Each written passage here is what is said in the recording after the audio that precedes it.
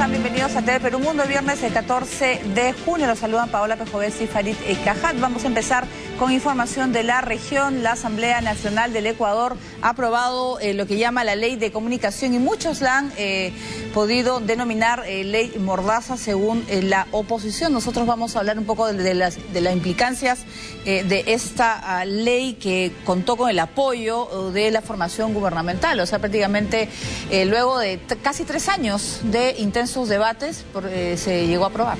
Sí, pero buenas tardes. La diferencia es que ahora el partido oficialista tiene más de 2/3 del Congreso y eso le permite aprobar virtualmente las normas que crea conveniente, incluso cuando se requiere mayoría calificada. Muy bien, vámonos con la información. En el Ecuador fue aprobada en el Parlamento una controvertida ley de supervisión de medios. La oposición afirma que se trata de una ley mordaza. Rafael Correa ha marcado su mejor gol mediático. Prácticamente las mismas acusaciones con incluso las mismas palabras repiten 100 años después. Y al igual que hace un siglo, tengan la seguridad que no las dicen por la libertad, sino como con el viejo Alfaro, por terminar con una revolución que está acabando sus abusos y buscando la verdadera equidad, la verdadera justicia, la verdadera libertad. Rafael Correa ha triunfado por sobre los medios. Esta mañana la Asamblea Nacional aprobó por amplia mayoría, con 108 votos a favor, 26 en contra y una abstención, la polémica ley que regulará, sancionará y auditará a la prensa.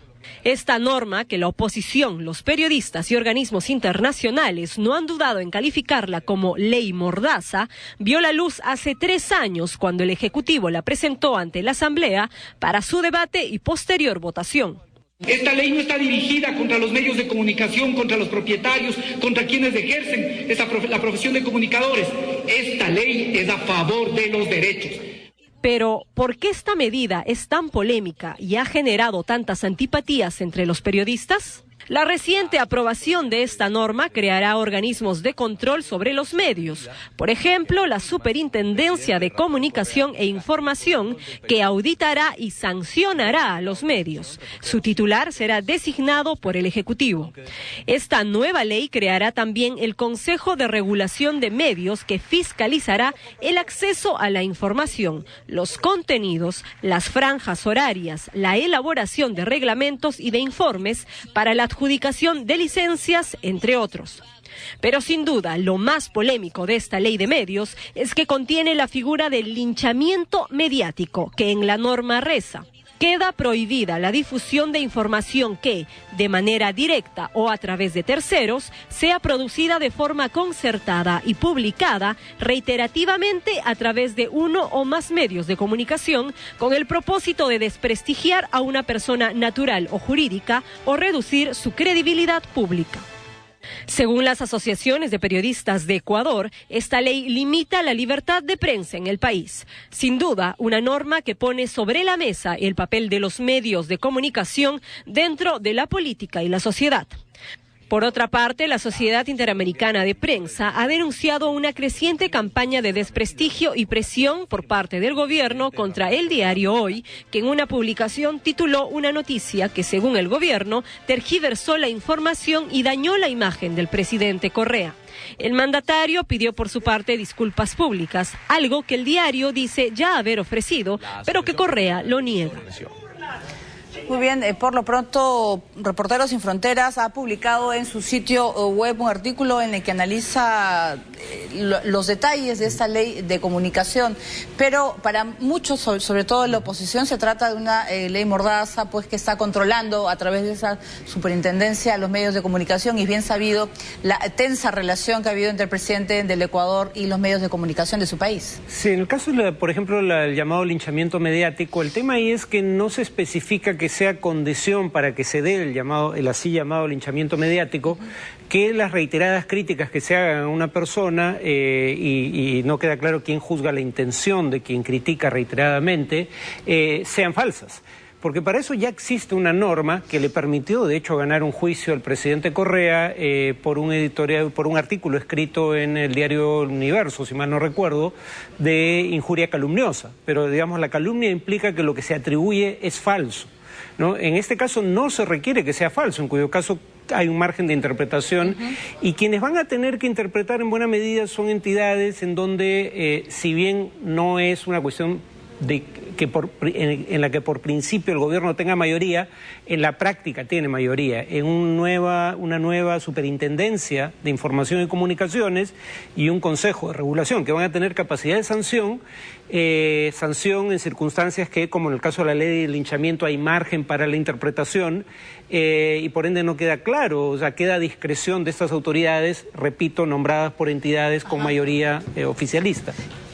¿Cuáles son los medios que se ven perjudicados con esta ley, por ejemplo? ¿Qué tipo de información va a ser más complicado que puedan difundir? Más que el tipo de información es, digamos, no pueden una denuncia referirse contra, por ejemplo... Si las denuncias son reiteradas, por ejemplo, se convierte en un problema, según la ley esta del linchamiento mediático, o la norma... para el tema de corrupción, por ejemplo, que puedas sacar tú sobre un personaje y diversos puntos aristas que pueda tener un tema. Claro, porque nuevamente para establecer la malicia en la acusación no se requiere que la acusación sea probadamente falsa.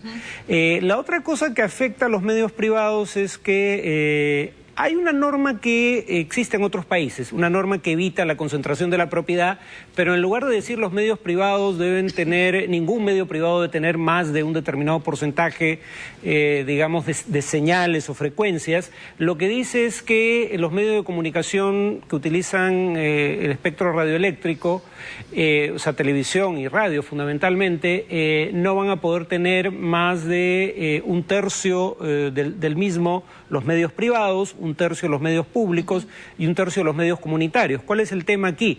Que ahora no hay prácticamente medios comunitarios, radiales o televisivos, y los medios privados representan 2/3 del total de las licencias, lo cual quiere decir en buen romance que los medios privados van a reducir su número de licencias a la mitad del total actual para crear este sector de medios comunitarios que hoy en día no existe, y la pregunta ahí va a ser cómo se define que un medio sea comunitario. En algunos países hay antecedentes en los cuales estos medios funcionan bien, pero hay también el riesgo de que sean copados por posiciones oficialistas. ¿Esto incluye también el Internet? Porque él ha tenido muchísimos problemas con tuiteros o blogueros. No he visto nada en esta ley porque eso no son medios de comunicación propiamente. Son medios de comunicación, pero a través de, del Internet. Pero esas son acusaciones en base a leyes que ya existen. No están contempladas en esta ley hasta donde he podido ver. Podría tener más problemas porque recordemos el caso de los tuiteros y blogueros que tuvieron, que según el gobierno habían insultado al presidente Correa, ¿no? Y toda una serie de demandas. Todavía faltaría poder regular ese punto. Si ha habido ya denuncias, presumo que se han basado en regulación ya existente, pero como esta regulación se concentra en medios de comunicación y en particular en medios audiovisuales, no los contempla. Muy bien, nosotros vamos con otras informaciones. En el Reino Unido, el vocalista de Calle 13, René Pérez, se reunió con el fundador de Wikileaks, Julian Assange, y anunció que creará una canción sobre la manipulación de los medios en el mundo. El vocalista de la agrupación Calle 13, René Pérez, viajó a Londres para colaborar con el fundador de Wikileaks, Julian Assange, en la composición de una canción sobre la manipulación de los medios. Apoyamos a Assange porque él es una víctima de la manipulación de los medios. Se le culpa de haber hecho pública una información a la cual deberíamos haber tenido acceso todos, porque merecemos estar informados, manifestó Pérez a un medio de comunicación. Y también agregó que el que no lo apoya está atentando contra sus propios derechos humanos, derechos fundamentales. Pérez y Assange aparecieron juntos vía Twitter para intentar escribir una canción, en compañía de todos los que quisieran unirse. Tras esto, Pérez escribió en su cuenta: "Gente, me voy a dormir, son unos capos. Gracias por su tiempo y por colaborar con nosotros en este tema. Esperamos sus voces". El cantante puertorriqueño se reunió con Assange en la Embajada de Ecuador, donde el periodista australiano vive como asilado político. Se supo que la canción, en su versión final, tendrá partes habladas por Assange en inglés. Bien, mientras esto sucede...